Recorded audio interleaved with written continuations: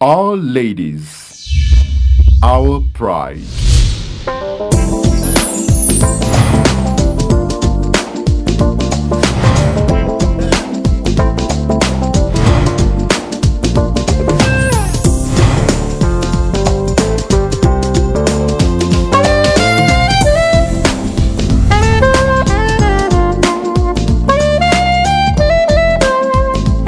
Today's edition of Our Ladies Our Pride. My name is Amaka here. On today's edition, we're talking about someone who has managed her time very well.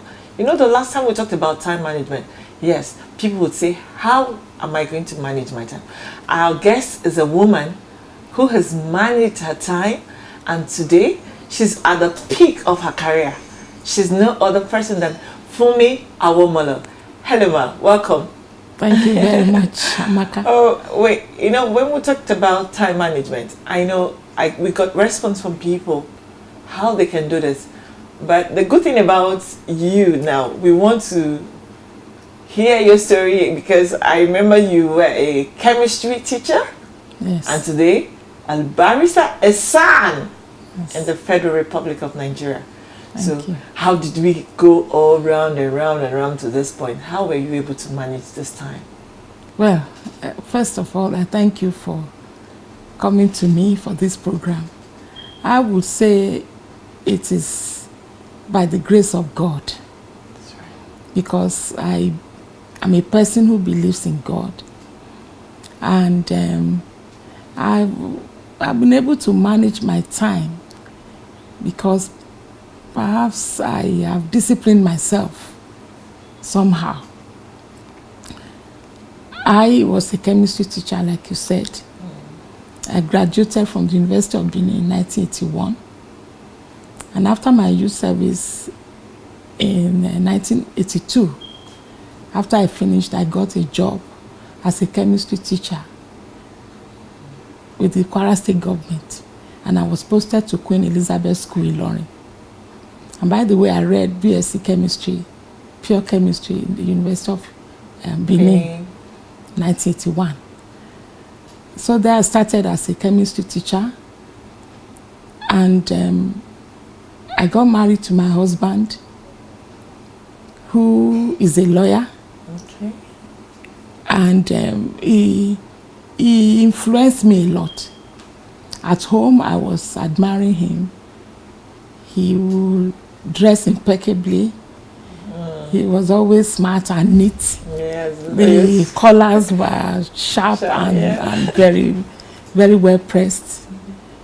And I was just looking at him. I was doing my job.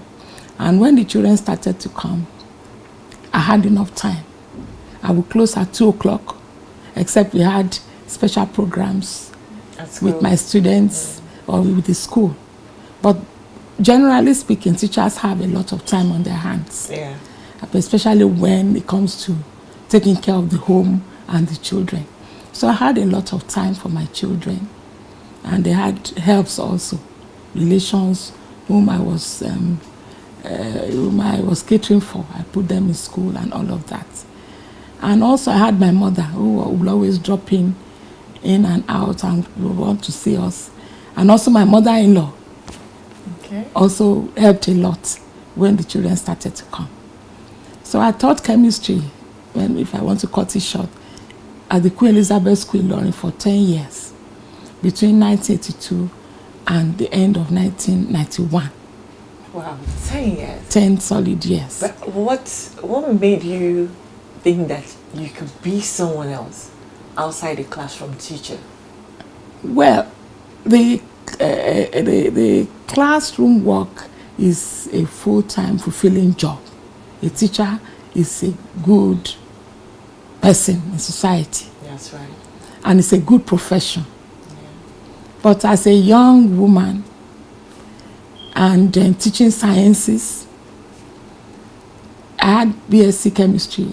So I went to the University of Ilorin for my diploma in education. But my husband was always chiding me, what do you need this one for? What do you need this one for? I said, I needed to get the professional aspect of the job. Job, yeah, having education. By having education, the postgraduate degree in education. We called it PGDE then. So I went for the PGDE. I finished my coursework. But by the time I was writing my project, it was always saying, what are you doing? What is this for? What are you getting from this? You better come and do something else. I said, what do you want me to do? Okay. Then he was the one. And then when it was getting to the end of 10 years, I was just evaluating myself. Is this how I will continue to go as a chemistry teacher? It was good in a girls' school. And the challenge I had really was that being in a girls' school, not many of them wanted to study science. Many of them were pressured by their parents because you must do medicine, you must be a pharmacist, you must be an engineer.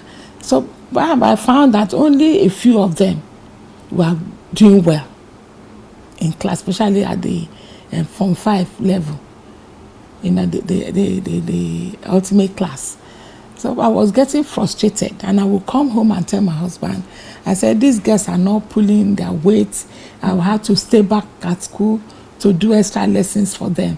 And many of them will confess to me that, excuse me, ma, I'm just doing this because my mom wants me to be an engineer. I said, tell your mom. She said, I prefer something else. So I was getting some bit of frustration. So maybe that was why my husband will look at me and say, well, your students are not really giving you. You're not finding fulfillment in it, because I was telling them, if I could be this, I studied physics, chemistry, and maths at A levels. You can do it. This is still O level, but for some of them, who were outstanding, I give glory to God, who made my work to show very well. So by the end of the 10th year, my husband was saying, well, you are 10 years now at this job. What do you want to do? PGD, you want to do your master's or what? I said, well, even if I do my master, even if I did PhD in education, I will still be teaching. Yeah. So I said, I wish I had something else to do. He said, but you are still young, you can do it. You can do anything you want. So I said, okay, maybe pharmacy, because I have a science background. So maybe pharmacy.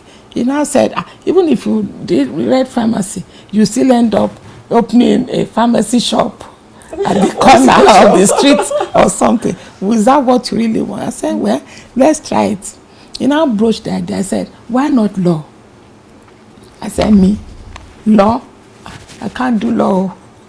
I can't do law. He said, why not? You are brilliant. I know you are hardworking, and the children are growing now, and so you can do it. I said, no, I couldn't do it. But he encouraged me still. He said you could do it. The first year, in 1990, I took the JAMB form. We filled in pharmacy, but I wasn't taken. He said, see now. So the following year, in 1991, I took another direct entry form, JAMB. He had discussed with Chief Afeba Balola, SAN in Ibadan, who is his father in the law and his mentor. And now Chief Afeba Balola was very happy, because I want to mention. He wants you to be a lawyer too. He wants to just tell Chief Afeba that you want to read law, you will just be happy. Left to him, you want everybody in this world to be lawyers. So he now said, okay, that's good. Let's encourage her. Bring her, let me see her. So I went to Ibadan. I told him. He said, no problem. So I got the JAMB form. He told me, first choice, University of Ibadan. Second choice, UI. So I filled the form. And that time I was lucky, because the Faculty of Law, University of Ibadan, was taking only first graduates, with people with first degree. Yeah, okay. And so my admission was processed, and Chief Abawala followed it up, and I was admitted. But also it happened that during my set, by the time we resumed, I found that some UME students also entered at 100 level. So I started law at 200 level. Well, yes, because I had direct entry for me, because of my first degree. But we had some other classmates who had started with 100 level. So by and by, and I said, oh, how am I going to do it? Time management you mentioned. The school was in Ibadan. My home was in Ilorin.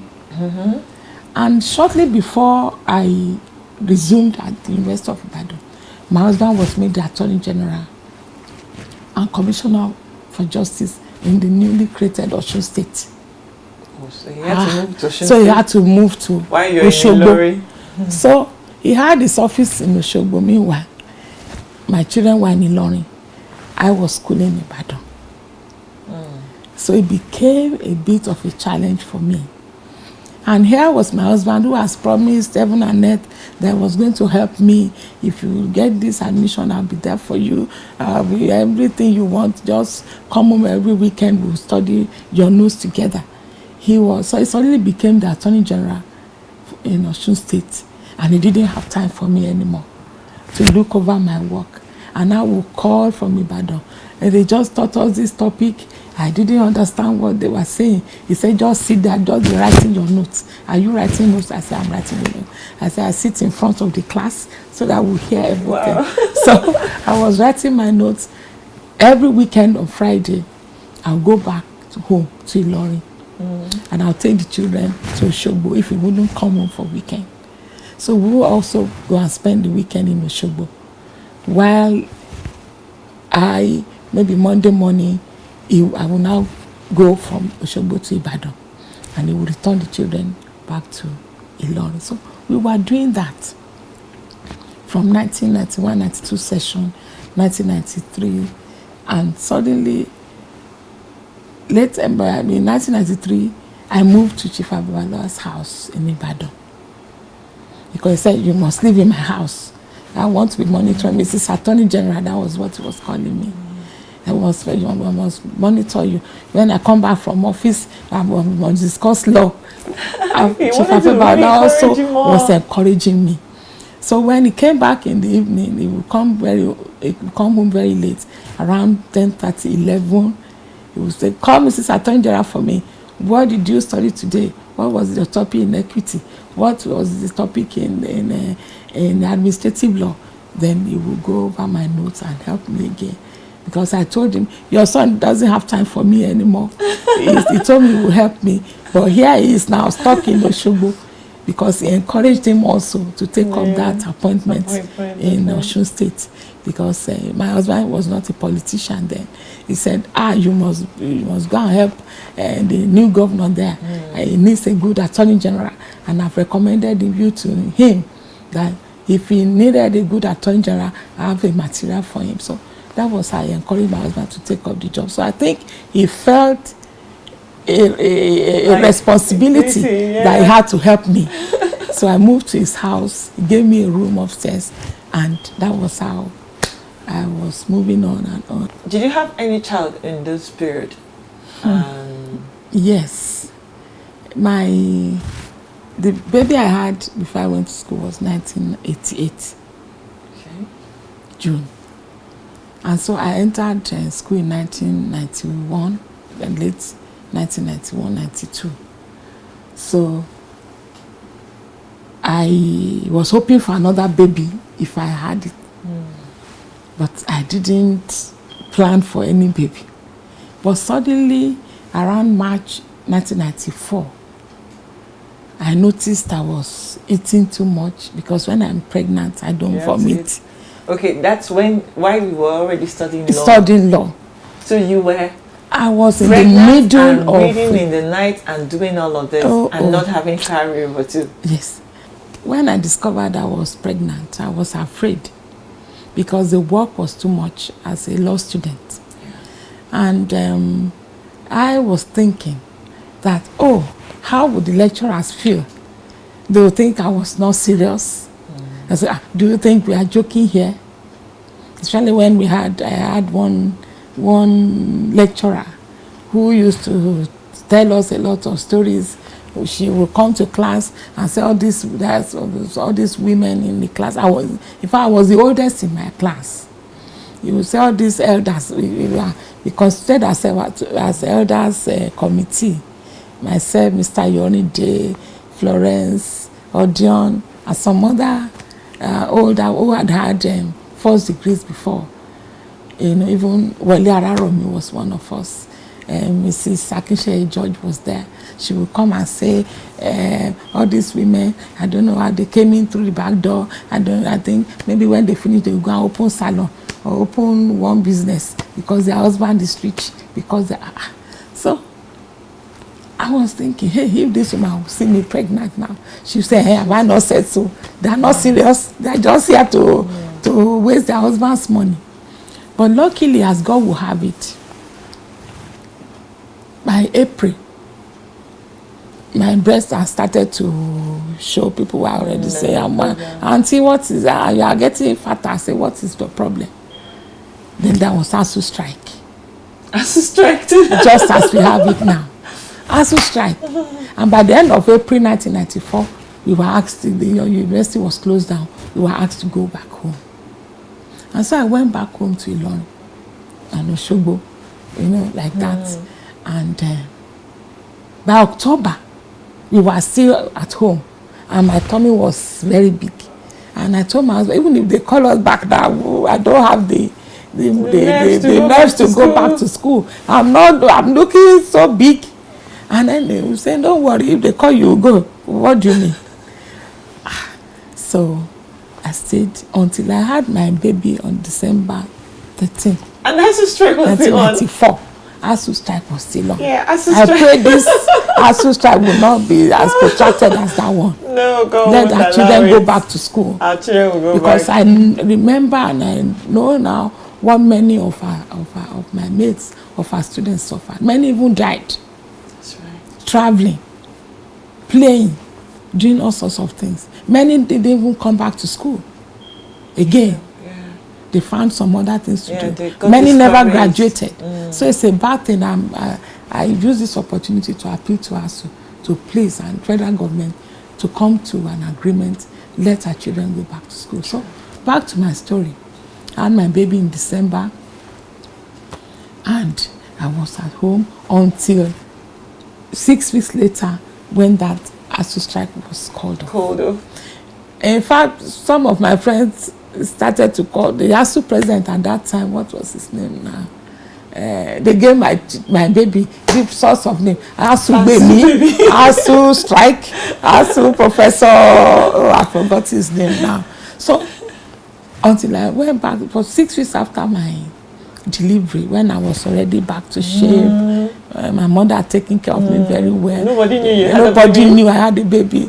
They now said we should resume, and then I went back to UI, took my baby home, went back to school.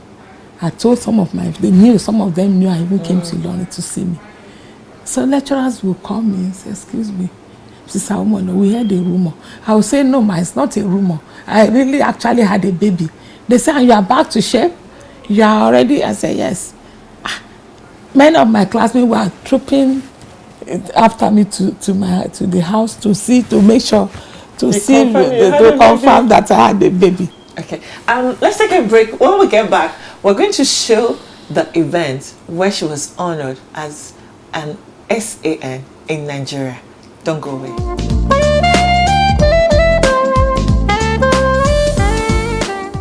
Nobody can question God. He says he will be merciful to those he will be merciful to. And nobody can raise any question about that. And I know no wonder, therefore, that I say I'm a product of God's favor, mercy, and grace. Praise the Lord. And this is why I fear him, and all of us must fear him, because he's sovereign, because he owns our lives. And therefore, I humble myself before him. And coincidentally, even without knowing that I was putting this up, the preacher yesterday in church, Pastor Abiroran, then drove it home for me. And I told him after service that, Pastor, you have preached about me this morning. When he asked the question, what can we see, or what can people see as evidence of the time of God's favor in our lives? He answered the question, as I've said among other things, that there will be a declaration, a praise and worship unto God. And he said it in Psalm 102 verse 21. This morning, what happened at the Supreme Court for me was a public declaration of the favor of God in my life. I therefore will praise and worship him. I decided that I will dance the Davidic dance today in the full regalia of a senior advocate of Nigeria, shamelessly to the glory of God, as David did. So if you haven't seen a son dance in her full ceremonial role before, just brace up and be prepared to see one today.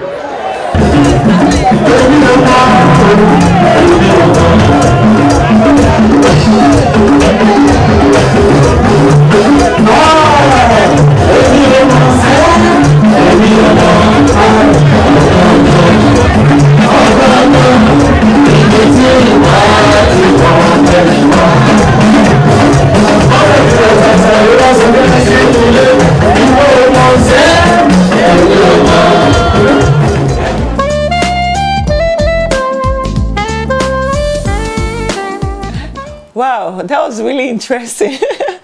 Look at your friends, and you were dancing David's dance. How did you feel that day? What did you say to yourself at that event? I cannot describe my joy. That day, 23rd of September 2013, it was perhaps the happiest day of my life. And early that morning when I woke up, it was as if my life was played back to me. And I saw myself from nothing to something.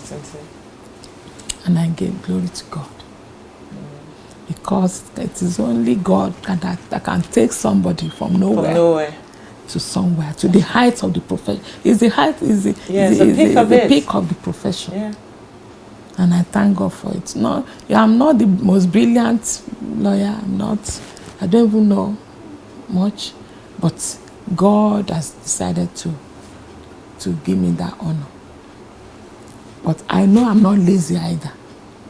And you really worked hard for it. And I know I have a supporting husband who is my mentor, who is my brother, my husband, my critic, my everything, my encourager, who pushes me very hard. Sometimes I resist him to say, I beg, it's your case. He say, no, it's your case too. He will say, you must go and do the gig. He will give me loads and loads of files books, to attend to. Files, records to read. You must go and do this one. Give me your opinion on this. I'm not going to court again. You are the one that will go. And I'll say, He say, yes, but you are prepared. I trust you won't fail me. And thank God for that kind of man. Thank God for that kind of husband. Who will give the wife every opportunity to grow. But what would be your advice for women today? Because there are a lot of women who are married and probably living in a big house with a big husband, and they've seen themselves like they've arrived and nothing else to add. They're just fine. What's your advice? Is there something they should do probably to add something more to themselves? Yes, I want to advise them that money is not everything. Money does not bring joy, for example. It may only bring some temporary relief. You may get everything you want, but deep down, you must follow your mind. You must add value to yourself. The man must look at you beside him and be proud of you. That's right. He must say, oh, this is my wife. Some men don't go out with their wives anymore. Not because they are not beautiful or presentable, but because... How do I introduce her? How do I introduce her? Because they are not sure of how they will speak. They are not. They may not even be able to contribute to national issues. You understand? And the wives also will say, just go. And when the men go, they begin to think, oh, he has gone off with some women. Whereas it may not be so. But if God will help you to develop yourself, and you have a supporting husband, and you are confident of yourself, even if they put you inside the dungeon, you will spring out, you will shine. And you're on your own. When you speak, people will listen to you. Oh, and your husband and your children will be proud of you. Thank you so much, ma. Thank you. We've heard what Mommy had just said to us, and I'm really happy that it doesn't have to be that wherever you are, that you be comfortable at that level. Have total advice is that we have to keep updating ourselves. Yes. We have to keep adding something to ourselves as women. Yes. So that way you'll be relevant even to your husband and to the society. You will not be left alone. So I guess maybe our viewers after today will start to use our time well. We'll read newspapers, we'll study more, and we'll add a value to our society. I know we're going to do it. We're not going to be laid back anymore. For me, Amaka, Kia, and our crew, we want to say thank you and bye for now.